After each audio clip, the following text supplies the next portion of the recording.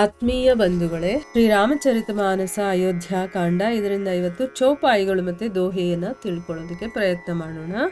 तात हृदय धीरज धरहु करहु जो अवसर आजो उठे भरत गुरु बचन सुनी करन कहेवु सबु साजो नृप तनु बेद विदित अनहवावा परम विचित्र विमानु बनावा गही पद भरत मातु सब राखी रही रानी दरसन अभिलाषी चंदन अगर भार बहु आये अमित अनेक सुगंध सुहाये सरजू तीर रची चिता बनाई जनु सुरपुर सोपान सुहाई ये ही विधि दाह क्रिया सब कीन्ही विधिवत नहाई तिलांजुलि दीन्ही सोधी सुमृति सब वेद पुराना कीन्ह भरत दस गात विधाना जह जस मुनिबर आयस दीन्हा तह तस सहस बांति सब कीन्हा भये विशुद्ध दिए सब दाना ಧೇನು ಬಾಜಿ ಗಜ ವಾಹನ ನಾನಾ. ಇವು ಚೌಪಾಯಿಗಳು ಮತ್ತೆ ದೋಹೆ. ಈಗ ಇದರ ಅರ್ಥವನ್ನ ತಿಳ್ಕೊಳ್ಳೋದಕ್ಕೆ ಪ್ರಯತ್ನ ಮಾಡೋಣ. ಇಲ್ಲಿ ತುಳಸಿದಾಸರು ಹೇಳ್ತಾರೆ, ರಾತ್ರಿ ಎಲ್ಲ ಕೌಸಲ್ಯ ಭರತನಿಗೆ ಸಮಾಧಾನ ಹೇಳ್ತಾ ಇದ್ದಾಳೆ. ಆಮೇಲೆ ರಾತ್ರಿ ಕಳೆದು ಬೆಳಗಾದ ತಕ್ಷಣ ವಸಿಷ್ಠರು ಬರ್ತಾರೆ. ಬಂದು ಆ ಸಂದರ್ಭಕ್ಕೆ ಉಚಿತವಾದಂತಹ ಪರಮಾರ್ಥದ ವಿಷಯಗಳನ್ನ ಭರತನಿಗೆ ತಿಳಿಸಿ ಅನೇಕ ರೀತಿ ಅವನಿಗೆ ಉಪದೇಶವನ್ನ ಮಾಡ್ತಾರೆ. ವಸಿಷ್ಠರು ಹೇಳ್ತಾರೆ, ಮಗು ಧೈರ್ಯವನ್ನ ತನ್ಕೋ, ಈಗ ನೀನ್ ಮಾಡಬೇಕಾಗಿರುವಂತಹ ವಿಧಿ ಏನೇನಿದೆಯೋ ಅದನ್ನೆಲ್ಲ ಆಚರಣೆ ಮಾಡು.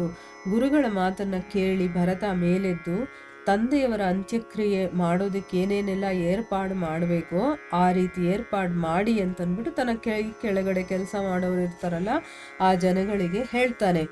ವೇದೋಕ್ತ ವಿಧಿಯ ಹಾಗೆ ರಾಜನ ಕಳೆ ಬರಕ್ಕೆ ಅಂತಂದ್ರೆ ಆ ಶವಕ್ಕೆ ಸ್ನಾನ ಮಾಡಿಸ್ತಾರೆ. ಆಮೇಲೆ ವಿಶಿಷ್ಟವಾಗಿ ನಿರ್ಮಿಸಿದಂತಹ ವಿಮಾನದಲ್ಲಿ ಈಗ ರಾಜರಿಗೆ ಒಂದು ಆ ರಾಜ ಗಾಂಭೀರ್ಯದಿಂದನೇ ಆ ಸಾವನ್ನು ಕೂಡ ಡೆಕೋರೇಟ್ ಮಾಡ್ತಾರೆ ಅಲ್ವಾ. ಬೇಕಾದಷ್ಟು ರೀತಿಯಲ್ಲಿ ಮಾಡುವಂಥದ್ದು ಅವರವರ ಪದ್ಧತಿಗೆ ಅನುಸಾರವಾಗಿ ಮಾಡ್ತಾರೆ. ಹೆಣವನ್ನ ಮಲಗಿಸ್ಕೊಂಡು ಹೋಗ್ತಾರಲ್ಲ ಅದಕ್ಕೆ ವಿಮಾನ ಅಂತ ಹೇಳ್ತಾರೆ. ಅಂದ್ರೆ ಅವರು ಆ ಥರ ಡಿಸೈನ್ ಎಲ್ಲ ಮಾಡಿ ಆ ರಾಜರಿಗೆ ಯಾವ ರೀತಿ ಗೌರವವನ್ನು ಸಲ್ಲಿಸ್ಬೇಕೋ ಅವರ ಒಂದು ಪದ್ಧತಿಯಲ್ಲಿ ಏನಿರುತ್ತೋ ಆ ರೀತಿ ಒಂದು ವಿಜೃಂಭಣೆಯಿಂದ, ಯಾಕಂದ್ರೆ ರಾಜನಾಗಿದ್ದಂಥವನಲ್ವಾ, ಅದಕ್ಕೆ ರಾಜ ಮರ್ಯಾದೆಯಿಂದ ಆ ಕಳೇಬರವನ್ನ ಸರಿಯು ನದಿಯ ಹತ್ತಿರಕ್ಕೆ ತರ್ತಾರೆ. ಭರತ ಏನ್ ಮಾಡ್ತಾನೆ, ಎಲ್ಲ ತಾಯಿಯಂದಿರ ಕಾಲು ಹಿಡ್ಕೊಂಡು ಸಹಗಮನ ಮಾಡಬಾರದು ಅಂತ ವಿನಂತಿ ಮಾಡ್ಕೊಳ್ತಾನೆ. ಯಾಕಂದ್ರೆ ಆಗೆಲ್ಲ ಸಹಗಮನ ಪದ್ಧತಿ ಇತ್ತು. ಗಂಡ ಸತ್ರೆ ಅವನ ಜೊತೆ ಅವರು ಕೂಡ ಆ ಬೆಂಕಿಯಲ್ಲಿ ತಮ್ಮನ್ನ ತಾವು ಸಮರ್ಪಣೆ ಮಾಡ್ಕೊಳ್ತಿದ್ರು.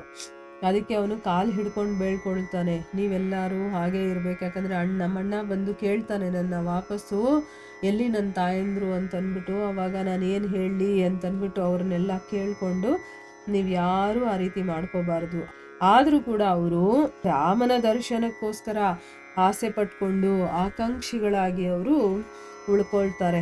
ಆಯ್ತು ನಾವು ಸಹಗಮನ ಮಾಡ್ಕೊಳ್ಳಲ್ಲ ಅಂತನ್ಬಿಟ್ಟು ಚಂದನ, ಅಗರು, ಈ ರೀತಿ ಅನೇಕ ಸುಗಂಧವಾದಂತಹ ದ್ರವ್ಯಗಳನ್ನ ಅಲ್ಲಿಗೆ ತಗೊಂಡು ಬರ್ತಾರೆ. ಸರಿಯೂ ನದಿಯ ದಡದಲ್ಲಿ ಸುಂದರ ಚಿತೆಯನ್ನ ನಿರ್ಮಾಣ ಮಾಡ್ತಾರೆ. ಅದು ಹೇಗಿತ್ತು ಆ ಚಿತೆ ಅಂತಂದ್ರೆ ಆ ಹೆಣವನ್ನು ಹಿಟ್ಟು ಸುಡ್ತಾರಲ್ವಾ, ಆ ಚಿತೆನೇ ಹೇಗಿತ್ತಪ್ಪ, ಎಷ್ಟು ವಿಜೃಂಭಣೆಯಿಂದ ಮಾಡಿದ್ರು ಅಂತಂದ್ರೆ ಅದು ಚಿತೆ ತರ ಅನ್ನಿಸ್ತಾ ಇರ್ಲಿಲ್ಲ. ಅದು ಸ್ವರ್ಗಕ್ಕೆ ಹೋಗುವ ಏಣಿನೋ ಏನೋ ಅನ್ನೋ ಹಾಗೆ ರಮಣೀಯವಾಗಿತ್ತು ಅಂತ ಹೇಳ್ತಾ ಇದ್ದಾರೆ. ದಹನ ಸಂಸ್ಕಾರಗಳನ್ನೆಲ್ಲ ಮುಗಿಸಿ ಆಮೇಲೆ ವಿದ್ಯುಕ್ತವಾಗಿ ಎಲ್ಲರೂ ಸ್ನಾನಾದಿಗಳನ್ನು ಮಾಡಿಕೊಂಡು ತಿಲಾಂಜಲಿಯನ್ನ ಅರ್ಪಣೆ ಮಾಡಿ ಶ್ರುತಿ ಸ್ಮೃತಿ ಪುರಾಣಗಳಲ್ಲಿ ಹೇಗೆ ಹೇಳಿದಾರೋ ಆ ವಿಧಿಯ ಹಾಗೆ ದಶಾರ್ಹ ಕಾರ್ಯವನ್ನು ಭರತ ಸಕ್ರಮವಾಗಿ ನಿರ್ವಹಿಸ್ತಾನೆ. ಅಂದ್ರೆ ಒಂದೊಂದು ಕೂಡ ಚಾಚು ತಪ್ಪದೆ ಧರ್ಮಗ್ರಂಥಗಳಲ್ಲಿ ಹೇಗೆ ಹೇಳಿದರೋ ವಿಧಿ ವಿಧಾನಗಳನ್ನ ಅದೇ ರೀತಿ ಅವನು ಮಾಡ್ತಾನೆ. ವಸಿಷ್ಠರ ಎಲ್ಲಾ ಆಜ್ಞೆಗಳನ್ನು ಕೂಡ ಭರತ ಚೆನ್ನಾಗಿ ನೆರವೇರಿಸ್ತಾನೆ. ಶುಚಿಯಾದ ಮೇಲೆ ಅವನು ಅನೇಕ ದಾನಗಳನ್ನ ಮಾಡ್ತಾನೆ. ಗೋವುಗಳು, ಕುದುರೆಗಳು, ಆನೆಗಳು, ಆಮೇಲೆ ಬೇರೆ ಬೇರೆ ರೀತಿಯ ವಾಹನಗಳು, ಹೀಗೆ ದಾನಗಳನ್ನ ಮಾಡ್ತಾನೆ. ಮುಂದುವರೆದೇನಾಗುತ್ತೆ ಅಂತ ನಾವು ಮುಂದಿನ ಭಾಗದಲ್ಲಿ ತಿಳ್ಕೊಳ್ಳೋಣ. ಹರೇ ಕೃಷ್ಣ.